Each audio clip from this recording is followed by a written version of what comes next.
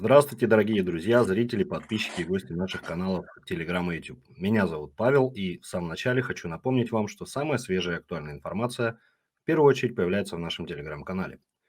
Ссылку на него вы найдете в описании профиля или просто отсканируйте QR-код в левом верхнем углу экрана при помощи камеры на вашем смартфоне. Каждый день в 20:00 по Москве мы проводим прямые эфиры, где приглашаем спикеров, адвокатов и рассказываем все про иммиграцию, какие способы существуют, все про политическое убежище и как получить визу и многое другое. Там есть абсолютно все, что может потребоваться для самостоятельного прохождения всего процесса в получении политического убежища. Если вы хотите проконсультироваться по вопросам иммиграции, пишите нашим админам в Telegram.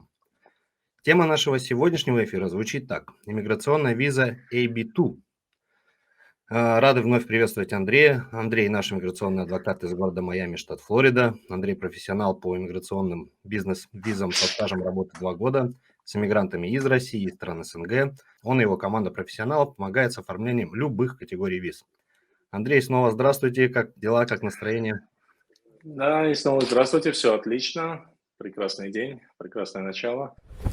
Замечательно. Что ж, тогда начинаем наше сегодняшнее интервью, посвященное визе AB1-2. Что такое виза AB2 и кто может рассчитывать на ее получение? Да, здравствуйте, Павел, еще раз. Смотрите, виза EB2– это виза второй категории, так называемой, то есть есть несколько категорий по этим визам EB1, до этого мы обсуждали первую категорию, это наиболее приоритетная, EB2– это виза второй категории, то есть она имеет менее приоритет, но при всем при этом как бы она считается одной из самых востребованных в США на данный момент. Данная категория визы, она доступна в двух вариациях, скажем так. То есть первый вариант, возможно, это на основе трудоустройства, если у вас есть ученая степень. То есть что такое это? То есть, например, если какая-то работа, которая требует наличия у вас ученой степени, вы как бы должны предоставить документы, подтверждающие, что она действительно у вас есть. Ученая степень – это в американском понятии скорее не то, чтобы какой-то там высший прям, то есть если вы, не знаю, как профессор или что-то такое, нет, это скорее как бы ученая степень, это минимальный должно быть бакалавр. То есть это уже считается ученой степенью. То есть, проще говоря, это как бы виза, она может подойти тем, у кого есть высшее образование, да, это не ниже уровня бакалавриата, соответственно, если это уровень там, магистратуры, это, конечно, гораздо лучше. Плюс у вас есть там минимальный опыт работы хотя бы 5 лет в данном направлении. То есть, если вы нашли работодателя, он готов вам сделать, соответственно, предложение о работе, принять вас на эту позицию, вам необходимо предоставить определенные доказательства того, что именно вот по этой специальности у вас образование, это раз, да, на которую позицию вас берут. И второе, то, что у вас уже действительно есть опыт работы по этому направлению. Нюанс здесь какой? То есть, если мы говорим про визы EB1, то там несколько было проще касательно прохождения процесса трудовой сертификации, Firm Certification, которая необходима для того, чтобы работодатель мог нанять иностранного сотрудника на вот такую иммиграционную визу. По вот этим визам EB2 этот сертификат, он обязателен. То есть, в первую очередь, прежде чем работодатель предлагает вам такую работу, он должен будет пройти этот Firm Certification с департаментом DOL, Департамент Labor, это департамент по трудовой статистике, скажем так, да, то есть по всем этим делам. Вот, то есть первоначально работодатель, он проходит этот Firm Certification, там процесс занимает у него до 8, максимум 10 месяцев, как бы достаточно долго это все. И после этого, соответственно, работодатель может предложить потенциальному сотруднику сделать job-offer, подписать с ним контракт, и на основании этого уже, соответственно, кандидат, да, сам бенефициар, он от его имени работодатель подает документы на получение этой, собственно, визы. Вот. И, соответственно, дальше как бы получается процесс такой, что, то есть, работодатель, он подал документы на этого сотрудника, сам сотруднику, соответственно, проходит какое-то время, да, его виза рассматривается, ему это дело одобряют, он приезжает в Штаты и начинает работать на этого работодателя. Это вот что касательно именно первой, скажем так, да, вот у кого есть ученая степень. Там по поводу, пару моментов касательно самих доказательств еще можно проговорить, то есть что там может требоваться. Какие существуют конкретно доказательства ученой степени, раз это основное, да, такое получается требование, ученая степень? То Ну есть, да, то есть здесь, по сути, надо подтвердить, что действительно человек и обладает. То есть это что может быть? Это может быть какая-то официальная академическая справка, подтверждающая, что у вас есть вот эта ученая степень в США, либо если у вас нет американского образования, то, соответственно, это должно быть эквивалентно ну, как бы образованию в США. То есть здесь такой достаточно гибкий процесс. То есть, например, если вы получали образование за пределами США, ну, допустим, скажем так, Россию, например, возьмем, да, опять же, то у вас есть возможность, приехав в США, либо даже сделать это, в принципе, из России, сделать так называемый evaluation report. На русском языке там это называют нострификация диплома. То есть, по сути, вы подтверждаете свое образование в Штатах. То есть там вы предоставляете свой диплом специальной комиссии. Эта комиссия, она учитывает количество часов, которые вы учились, там, ваша специальность, на какую тему вы, соответственно, защищали сам диплом, сколько вообще в целом лет у вас обучения было, и на основании этого они дают вот этот evaluation report, который приравнивается к документу о наличии высшего образования в США. То есть, проще говоря, в России вы там, например, закончили магистратуру, да, там отучились 5 лет, то в Штатах, скорее всего, у вас будет Master of Science и вот по вашей именно специальности, да, там, я не знаю, что там, IT, финансист и так далее. То есть это очень такая полезная вещь. То есть это, по сути, может быть как раз-таки одним из главных доказательств. То есть сама вот эта, ну, это даже, это называется академическая справка, но это не академическая справка, по сути, это вот именно подтверждение образования. То есть, соответственно, да, опять же, эта справка, она должна быть минимум, то есть бакалавр. Как бы если это associate, либо это неоконченное образование, неоконченное высшее образование, такое не учитывается. То есть, соответственно, если вы хотя бы отучились 3 года, что равняется бакалавриату, то, соответственно, вы как бы имеете право претендовать на эту визу. То есть это, по сути, единственный критерий, на самом деле, которому вы должны соответствовать. У вас должно быть образование, а второй критерий, это, простите, 2 критерия. Да. Первый критерий – это наличие образования, второй критерий – опыт работы. Все. Опыт работы подтверждается, да, там резюме, это может быть письмо рекомендации от ваших предыдущих работодателей, но в основном рассматривается именно резюме, в котором вы пишете, где, когда вы, сколько работали. Так, сейчас специально еще для наших телезрителей вот подчеркну, да, вот этот момент. То есть вот если сравнивать визу, которая посвящена именно талантам, там нужно было соответствие 3 из 10, да, критериев. То здесь достаточно буквально вот тех 2, которые вы назвали только что. Да, да, все верно, потому что более жесткие требования именно к визе по талантам, она, ну, в целом, она несколько и быстрее рассматривается, и она имеет более высокий приоритет, потому что это виза первой очереди. Вот, то есть она является наиболее, ну, такой самой престижной, что ли, даже, да, наверное, самое правильное слово будет, это престижная виза.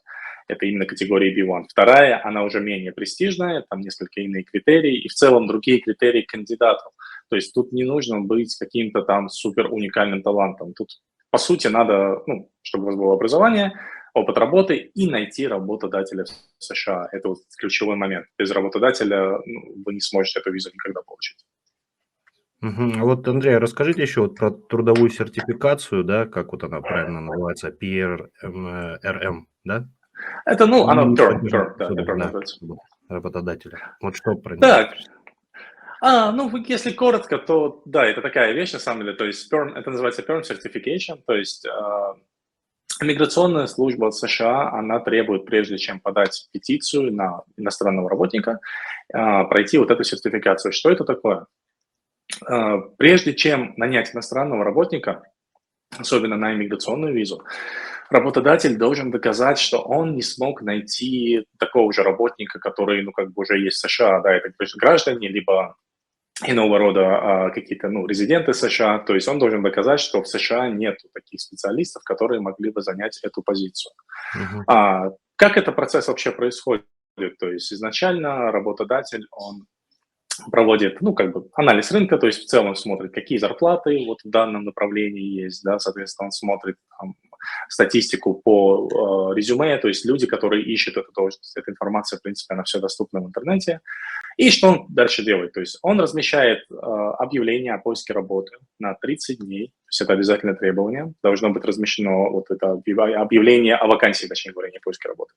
Объявление о вакансии размещается на 30 дней, должно оно быть размещено на каких-то центральных интернет-ресурсах, то есть в каждом штате есть свой департамент, который занимается статистикой по безработице, соответственно, там вот, связано со всеми этими делами. И, соответственно, на сайтах этих департаментов у них есть вакансии. текущей, которая открыта. То есть, первое, работодатель должен найти вот именно вот этот, скажем так, официальный ресурс в своем штате, в каждом штате он свой, разместить там вакансию. Второй критерий – желательно разместить вакансию в воскресных номерах журналов либо газет. То есть некоторые штаты такие, они, old-fashioned прям, то есть, да, еще до сих пор, они эти варианты действительно рассматривают, они выпускают до сих пор какие-то газеты именно по воскресеньям, в которых печатаются какие-то вакансии определенные. То есть нужно либо, чтобы вы разместили, если в вашем штате это есть, разместить такую вакансию на протяжении 4 недель. То есть, по сути, получается, будет 4 воскресных выпуска, где должна осветиться ваша вакансия. Если в вашем штате этого нет, а это уже почти нигде на самом деле нет, то, в принципе, достаточно будет использовать какой-либо другой крупный интернет-ресурс. Это может быть, как вот известный LinkedIn, тот же самый, да, его все знают, по сути, LinkedIn, международный сервис. Либо здесь внутренние американские, есть там Indeed и еще какие-то, то есть, площадка по поиску работы. То есть надо разместить обязательно позицию на двух разных площадках. Вот, собственно, что происходит дальше. Размещается эта позиция. На протяжении 30 дней работодатель будет проводить интервью с потенциальными кандидатами. Соответственно, работодатель должен обязательно фиксировать каждое интервью. Как они это делают? Во-первых, они хранят резюме кандидатов, это раз. Во-вторых, во время интервью работодатель, он делает какие-то заметки, то есть как бы заметки именно касательно потенциального кандидата. Он описывает, что, по каким критериям кандидат прошел, что ему не хватает, и, соответственно, в конечном счете он как бы определяет, кандидат этот соответствует заявленной должности, либо же он, соответственно, не проходит. Но мы с вами понимаем, что эта позиция в первую очередь открывается именно для иностранного сотрудника, поэтому работодатели стараются именно вот описание вакансии сделать так, чтобы оно больше вот именно соответствовало тому самому, так сказать, специалисту, которого они хотят привлечь. То есть они могут указать там, например, одним из критериев, и это не является каким-то дискриминационным фактом, например, знание там русского языка, либо знание украинского языка, допустим, да, это может быть одним из требований вакансий. Соответственно, среди американского рынка соискателей, которые ищут новую работу, там огромное количество людей уже отпадает. Русский язык знают далеко не все, украинский то же самое. Вот, то есть таким образом работодатель работает на протяжении 30 дней, он собирает всю эту статистику. Ровно через 30 дней он снимает все объявления об этой вакансии, и дальше начинается так называемый pending период, это период ожидания еще 30 дней. То есть этот период специально дается на то, чтобы если какие-то кандидаты там вдруг не успели податься, собирались податься, они могут все еще податься на эту позицию, да, либо же их там не рассмотрели по каким-то причинам. То есть в течение вот этих 30 дней полностью закрывается процесс по поиску сотрудников. Соответственно, то есть получается 30 дней вакансия висит в интернете и в газете, потом еще плюс 30 дней период ожидания, то есть все вместе 60 дней. На 61-й день работодатель может подать петицию, вот эту ETA 9041, да, ETA 9041 на прохождение вот этот Labor Certification, Perm Certification. То есть эта петиция, она подается онлайн, работодатель заполняет специальную форму, прикладывает к ней доказательства того, что он действительно старался найти какого-то человека, который сможет закрыть данную позицию. И, соответственно, этот человек уже находится в США, поясняет, что у него этого не получилось сделать, и на основании этого он просит одобрить позицию для его компании для привлечения иностранных специалистов.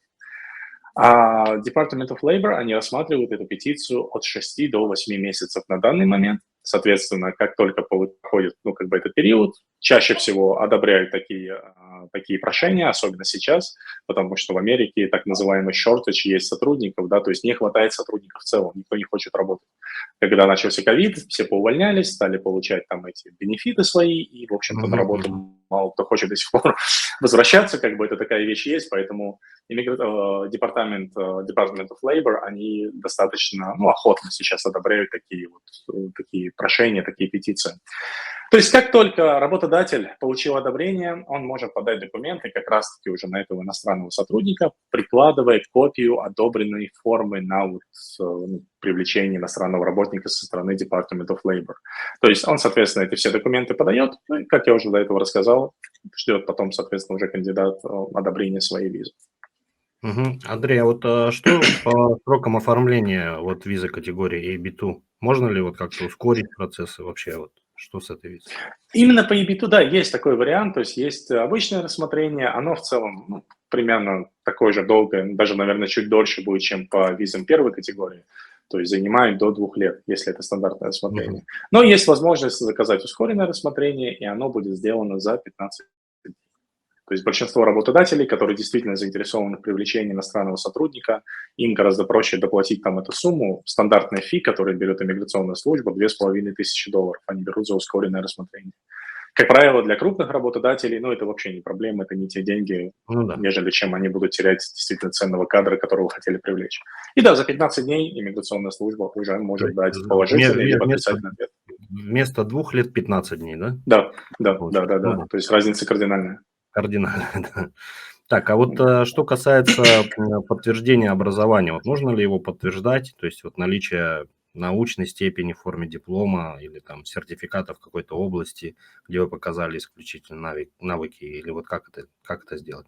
Да, тут, как я рассказал, то есть проходит процесс evaluation report, да, то есть вы можете использовать ваше образование из вашей страны, Мгм. там оно, по сути, как это делается, то есть берется ваш диплом на там, вашем родном языке, он переводится на английский, заверяется и отправляется вот в эту специальную, скажем так, организацию. Их много в Америке, очень много. Некоторые работают по оригиналам, то есть они просят, чтобы им обязательно прислали оригинал диплома, что, соответственно, не очень хорошо, он может потеряться. И в нынешней ситуации, например, если мы говорим про Россию, это почти нереально сделать, ничего не Мгм. доставляется.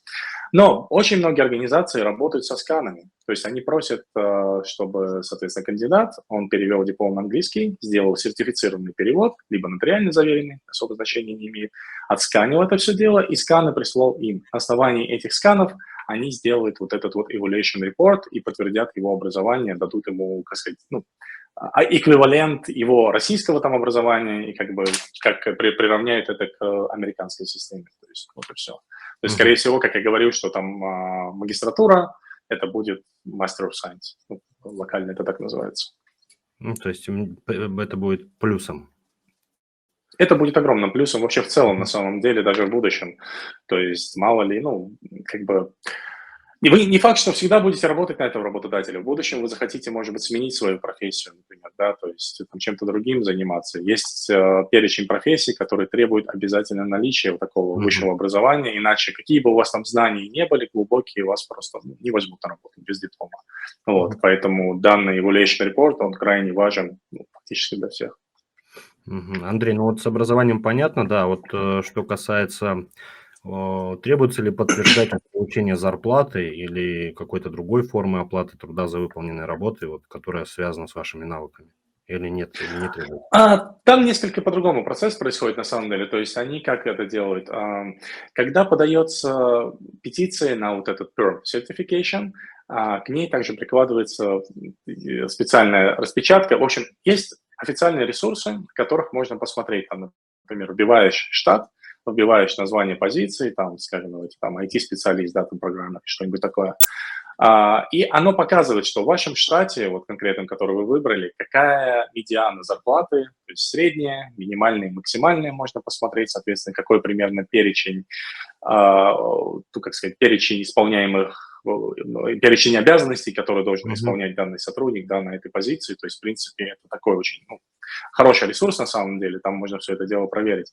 То есть самому работнику доказывать то, что у него там высокая зарплата, ему это не надо делать. Это работодатель должен доказывать. Потому что требование такое, что если, допустим, на этом сайте указано, что там минимальная зарплата по такой-то специальности, там, $50 000 в год, работодатель должен будет указывать зарплату, подписывать, давать job offer, да, контракт подписывать с сотрудником, чтобы зарплата была не меньше 50 000 в год. То есть она может быть больше, значительно больше, или такая же, ровно 50 000, это нормально. Но она не может быть меньше, чем вот указано вот в этой официальной статистике. Мгм. То есть получается, что нужен обязательно работодатель на территории США, да? Это является Для этой обязательным визы, условием. да. Да, для EB2, То вот есть именно для этой категории. без Да. него не обойтись, получается, да? Мгм. Вот еще такой вопрос есть. А вот как подтвердить участие в профессиональных ассоциациях? Здесь не требуется. Здесь такие Не вообще, в требуется. принципе, вещи уже не требуются. То есть здесь нету критериев, которые были ну, в этой вот в EB1. Здесь, по сути, Мгм. критерии такие не предусматриваются. То есть именно, по крайней мере, для у тех, у кого есть ученая степень, им это не нужно. Эти критерии могут учитываться для другой категории визы, но я думаю, мы отдельно будем про нее разговаривать. Мгм. Это Мгм. EB2 NIW, это National Interest Waiver. Но это совсем другая тема, мы пока ее сейчас не касаемся. Мы про нее отдельно поговорим. Хорошо. Андрей, вот смотрите, мы говорили до этого в предыдущих эфирах про визу AB1 и подкатегории ABC, да? Мгм. То сейчас вот давайте непосредственно поговорим про 3 подкатегории визы AB2, также про ABC. Мгм. Вот расскажите вкратце основные отличия между ними. Мгм. Ну, они несколько иначе называются, то есть здесь нету там ABC, здесь другая немного категория, просто есть EB2, одна сделана для людей, у которых есть, ну, вот эта вот ученая степень, да, вот мы про Мгм. нее как раз Мгм. сейчас разговаривали, в принципе. Вторая есть, это же виза для людей с исключительными способностями. То есть отчасти оно похоже, вот, как виза EB1 для людей там, талантливых, да, там, экстраординарные способности в каких-то направлениях, но здесь критерии, то есть их нету таких жестких критериев, как это идет для EB1. То есть здесь, в принципе, используются несколько другие доказательства. Здесь, например, не нужно там, то есть подтверждать, что вы супер уникальный человек. Тут другие доказательства. Какие доказательства могут вообще привлекаться для того, чтобы ну, работодатель вас мог нанять как сотрудника с Сейчас, исключительными способностями?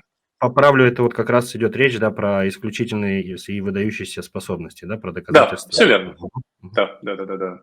То есть первое, то, что мы с вами разговаривали, все, что я, в принципе, до этого рассказал, это было про ученую степень. Мгм. Вот, собственно, сейчас, да, вот именно про исключительные Именно сейчас. способности. В целом критерии, ну, как я сказал уже, они очень похожи. Доказательства, какие здесь применяются для того, чтобы подтвердить наличие у вас вот этих исключительных способностей, это также подтвердить нужно ваше образование, то есть, ну, желательно, по крайней мере. На самом деле, то есть именно, как сказать, для исключительных способностей отсутствие высшего образования – это не главный критерий. То есть его можно на самом деле избежать. Даже если у вас не было там высшего образования, то вместо предоставления документов о нем вы можете предоставить подтверждение, что у вас есть 10-летний опыт работы в данной сфере. То Мгм. есть это как раз-таки может быть таким ну, заменителем для высшего образования вот именно для исключительных способностей. А, как бы это вот, то есть, ну, либо, в общем, как я сказал, либо предоставляется диплом, либо предоставляется, соответственно, там, ну, резюме, да, которое показывает, что у вас действительно там 10 лет работы было, и плюс ко всему к этому резюме прилагаются письма рекомендации, ну, то есть люди, которые готовы подтвердить, что действительно у вас есть такой опыт. Это могут быть как ваши там бывшие руководители, подчиненные, коллеги, партнеры, там, ну, то есть Мгм. не имеет значения. Главное, что это люди, с которыми вы работали, и как бы они вас знают и могут вам это подтвердить. Потом может потребоваться лицензия, но, опять же, в зависимости от вашего вида деятельности. То есть далеко не каждый вид деятельности лицензируется. Если это какой-то там IT-проект, там лицензия, по сути, будет не нужна. Если это, например, какой-то будет там талантливый доктор, да, нанимают, там, не знаю, ну, хирурга, например, то, соответственно, ему нужно будет подтверждать свою лицензию дополнительно еще. Но это он уже будет делать здесь, это, по сути, там отдельный совершенно процесс, как он это может сделать. То есть есть определенный перечень профессий, скажем так, доступ к телу, если у вас должен быть, то недостаточно вашего оригинального образования с вашей стороны. Вы еще также должны пройти дополнительную квалификацию в США, поскольку, ну, как бы, занимаясь здоровьем Мгм. кого-нибудь, да, это, Мгм. естественно, большой риск очень. Вот, то есть могут понадобиться дополнительные лицензии, то есть, возможно, придется пройти обучение дополнительное. Опять же, это все предоставляется работодателям, то есть работодатель именно конкретно объясняет, чего они хотят от данного специалиста. Есть много различных онлайн-программ обучения, которые потенциальный как бы, работник, да, он может пройти и подтвердить свою вот эту лицензию. Вот, собственно, потом, опять же, подтверждение касательно заработной платы здесь есть, но как бы, то есть там нету такого, ну, как сказать, у вас должна была, то есть чем вы занимались, да, вот вся эта ваша работа, вся эта ваша деятельность, вам, по сути, надо доказать, что у вас была заработная плата средняя по рынку, либо выше, чем средняя по рынку. Это, опять же, делается в зависимости от страны, из которой вы едете. Есть официальные статистики, где можно, в принципе, это все посмотреть, да, то есть там в России hh.ru, и он там сейчас называется, да, до сих пор, я думаю, работает. То есть они предоставляют такого рода статистики, и, например, если в России, там, опять же, вы были хирургом, зарплатой там 100 тысяч рублей, а средняя там по стране зарплата идет, там, не знаю, 20 тысяч рублей, ну, понимаете, да, по сути, это и есть как раз-таки ваше доказательство, что вы действительно хорошую там зарплату получали. Потом также может быть приложено доказательство касательно того, что вы состоите в ассоциации. Но, опять же, какие-то ассоциации могут быть. Врачи, понятное дело, они все где-то состоят в различных там ассоциациях, структурах и так далее. Ученые то же самое. Там, если это какие-то IT-специалисты, далеко не факт. Они могут и не состоять, а могут состоять. То есть этот критерий, он не обязателен, но если у вас есть доказательства, то, в принципе, можно будет как бы его, соответственно, ну, применить. Да, это будет дополнительным Ну, плюсом и дополнительные плюсы, дополнительным да. подтверждением. Да, по сути, просто как дополнительное доказательство, то есть чтобы, ну, наверняка у миграционной службы не возникло никаких к вам вопросов. Потому что чем больше вы им доказательств дадите сразу, тем меньше они вас потом будут доставать, присылать запросы на доп. Информацию, какие-то дополнительные доказательства и так далее. Ну и, То есть соответственно, да, лучше. сокращение времени получения визы в том числе получается. Конечно, потому что если мы рассматриваем обычное рассмотрение, может быть такой сценарий, что вы ждали 2 года, пока они рассмотрят, а через 2 года вам пришел запрос на предоставление доп. Документов, и еще вы потом ждете еще 2 года. То есть, да, Здорово. такой вариант возможен. Да, то есть, ну, это процесс, я говорю, он может затянуться до бесконечности. Здесь крайне важно правильно подготовить эти документы. Это вот ключевой момент, с помощью которого вы можете добиться желаемого результата быстрее, потому что иначе, ну, будете тыркаться лет 10, и как бы потом, возможно, вам просто это уже не понадобится через какое-то время, да и ни один работодатель не будет вас ждать Не там будет 2-4 ждать, конечно. года. Вот, Никому не Андрей, надо. тогда давайте такую, да, ситуацию смоделируем. Вот, допустим, кандидат подходит под все вот требования визы AB2. Вот что делать дальше, куда обращаться? Можно ли подать на эту визу самостоятельно или как вообще весь процесс происходит?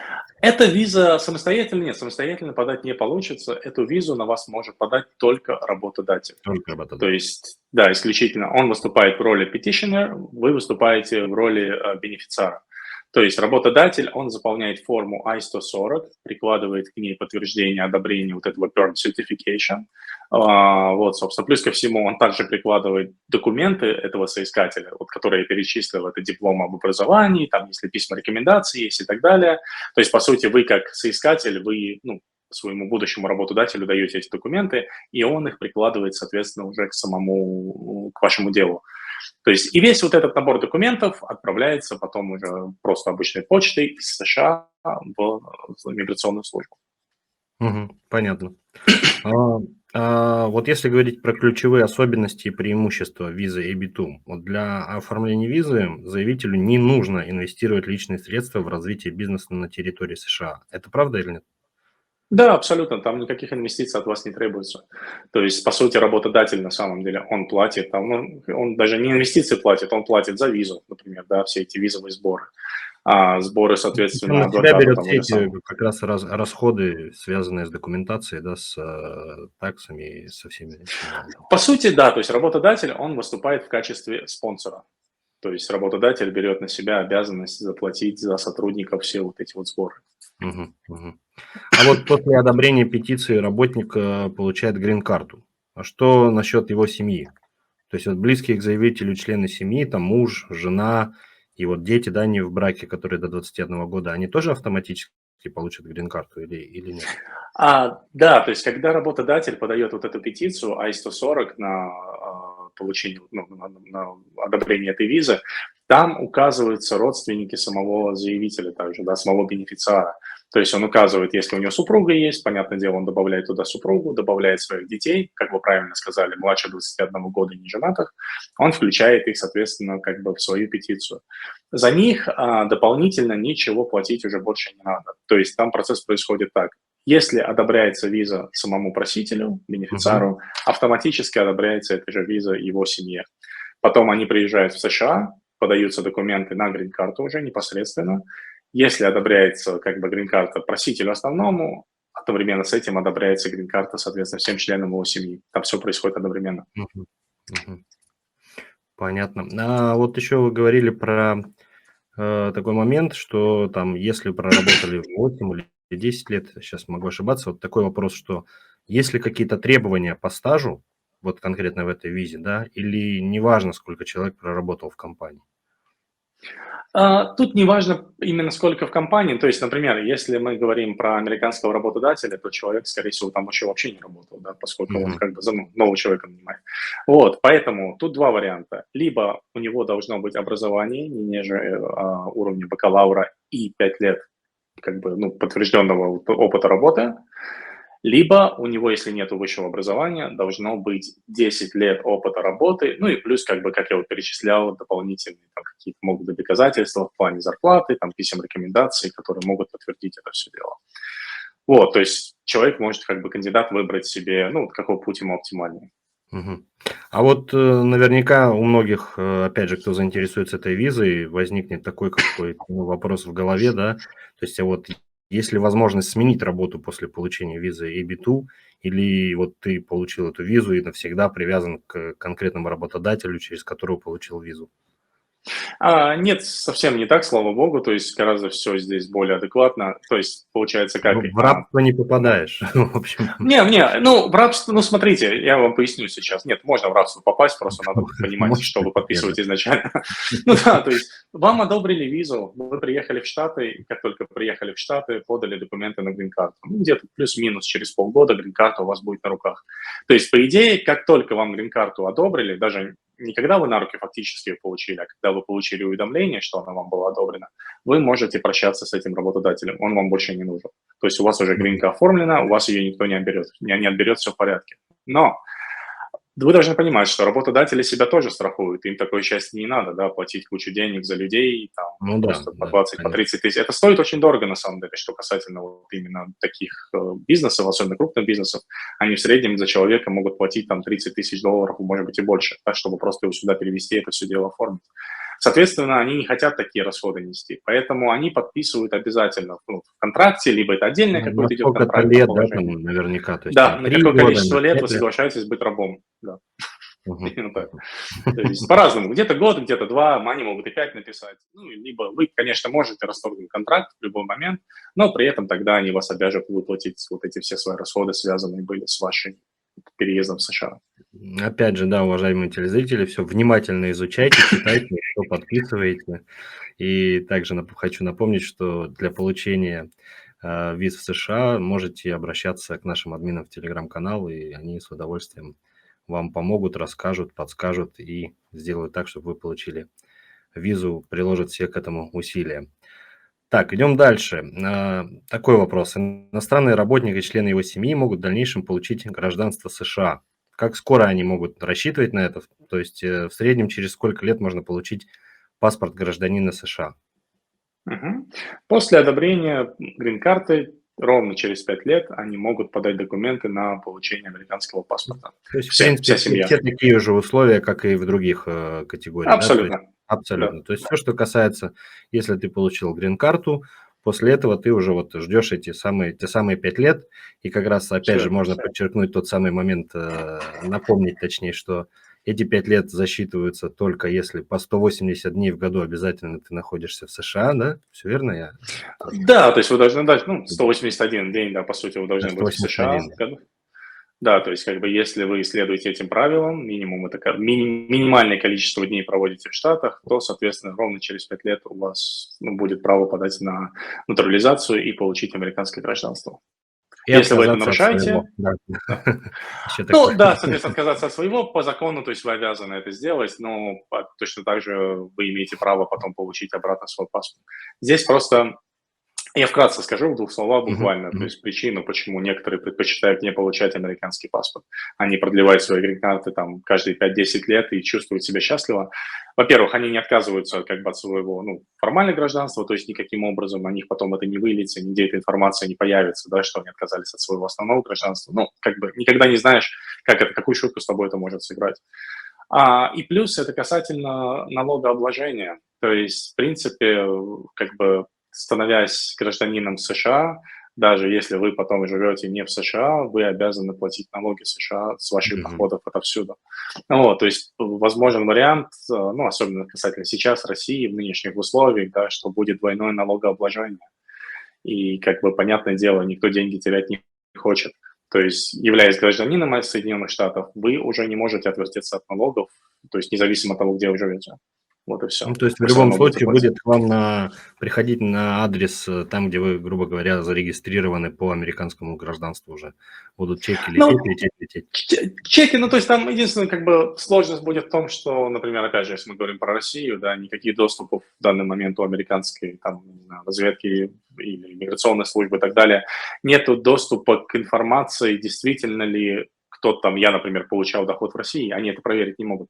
Мгм, Ну, то мгм. есть, как бы вы можете избежать этот момент, но еще раз повторюсь, всегда есть риск того, что каким-то образом они эту информацию раздобудут.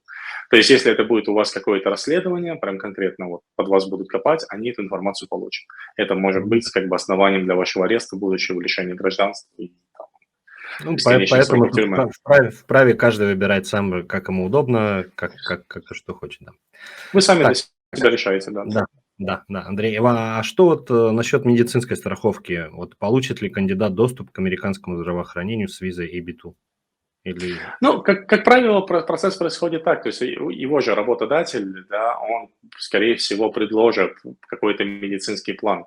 То есть, в принципе, здесь есть такие требования у компании, то есть, если это большой бизнес, скажем так, они обязаны предлагать страховые планы своим сотрудникам и членам их семьи, то есть не только сотруднику. Планы эти разные будут, то есть, ну, страховки абсолютно разные бывают, да, там, зависит от фирмы, то есть от компании, на которой вы работаете. Кто-то больше на это денег вкладывает, кто-то меньше, но все равно работодатель вам ее предоставит. Да, вы получите. Мгм, мгм. Так, а вот что лучше? Виза AB2 или AB3? Ведь они обе эти категории основаны на трудоустройстве, так? И та виза, да, но просто нет разные, опять же, совершенно категории в плане того, кто подается на визу EB2 и кто подается на визу EB3.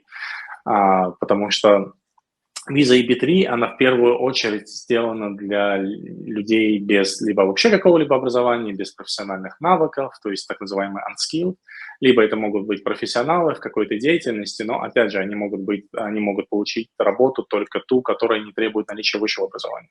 То есть если мы Мгм. с вами говорим, там, вы хотите быть финансистом, я не знаю, аудитором, айтишником, там, доктором, еще кем-нибудь, с визой EB3 вы этого никогда не добьетесь. Ну, там вам не могут работу предложить по такой Ну, визе. то есть про По этой визе AB3 мы можем прям отдельную передачу, да, отдельный эфир сделать и прям там поговорить. отдельная Да, история, давайте. да, там несколько иначе процесс идет на самом Да, деле. тогда Вот. То так и есть EB2, сделаем. она лучше. Вот. А что вот касается, например, можем ли мы перейти с AB2 на AB1, о которой вот говорили в предыдущих эфирах? Можно вообще такое Но сделать? по закону вообще вы имеете право. То есть, в принципе, всегда это можно сделать. Другой разговор для чего? То есть, например, EB1 и EB2, они обе иммиграционные визы. И та ведет вас к грин-карте. То есть вам, в принципе, смысла-то нет менять на EB1, если вам уже одобрили EB2. Но чисто формально, если вам это прям столько принципиально, вы можете это сделать. Но в конечном счете, то есть если у вас уже одобренный есть EB2, который дает вам грин-карту, да, зачем вам страдать, тратить деньги, переподаваться на EB1? Ну, просто это нелогично будет. Это логично в том случае, если вы меняете с неиммиграционной визы, например, O1, да, это вот виза для талантов O1, она не иммиграционная, и многие меняют статус O1 на EB1, либо на EB2 в некоторых случаях, по-разному. Там имеет смысл, потому что, ну, как бы смена этого статуса ведет вас к грин-карте. А сменять с иммиграционной на иммиграционную, ну, это просто, не знаю, если вам скучно, то можете попробовать. Так Ну, бессмысленно да, абсолютно. и, кстати, о визе O1 мы тоже будем говорить, тоже в наших следующих эфирах, так что не пропустите, кому интересно, обязательно следите за нашими выходами новых эфирах. Андрей, ну и в завершении эфира давайте уже, как мы всегда это делаем, да, перечислим главные плюсы и минусы вот конкретно визы AB2. Мгм. Ну, ключевыми плюсами является это простота получения по сравнению с EB1, например, то есть количество документов, которые нужно предоставить просителю визы, оно значительно меньше требований, связанных там с доказательствами, с какими-то в целом, да, то есть если EB1, она предусматривает серьезные доказательства в сфере, там, например, чтобы про вас рассказывали вы, там, в СМИ, в каких-то серьезных организациях состояли и так далее, то EB2 это уже, в принципе, не требуется. Просто в EB2 главное наличие работодателя. То есть Мгм. получить ее будет в разы легче, чем EB1 однозначно, меньше требований к этому. А из минусов как раз-таки то, что вам требуется обязательно работодатель. То есть без работодателя именно EB2 вы получить не сможете. За исключением, это мы отдельно будем с вами разговаривать про EB2, NIW, это National Interest Waiver, но это на следующий раз мы оставим, это специальная подкатегория виза. Вот. Для обычной EB2, про которую мы сейчас говорили, работодатель необходим. То есть это главное условие, без него ничего не получится.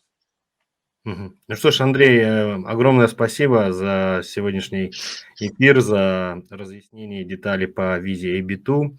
Дорогие телезрители, напоминаю, что для получения визы в США пишите нашим менеджерам в Telegram, и чтобы туда перейти, отсканируйте QR-код в левом верхнем углу экрана. И также напоминаем вам, что каждое воскресенье в 20:00 по Москве мы проводим прямые эфиры с адвокатом про кейсы. Вы сможете лично задать вопросы адвокату по поводу своих кейсов и доказательств к нему. Трансляция ведется в нашем YouTube-канале и Telegram. Чтобы перейти туда, также отсканируйте QR-код в левом верхнем углу экрана. На нашем YouTube-канале есть абсолютно все про иммиграцию, способы, все про политическое убежище, как получить визу и многое другое. Подписывайтесь на канал, чтобы быть в курсе последних новостей с бордера.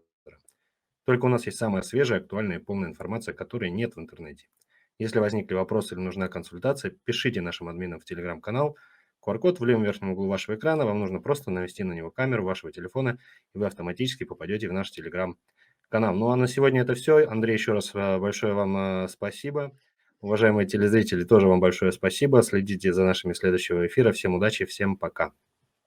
Спасибо большое, всего доброго. До свидания.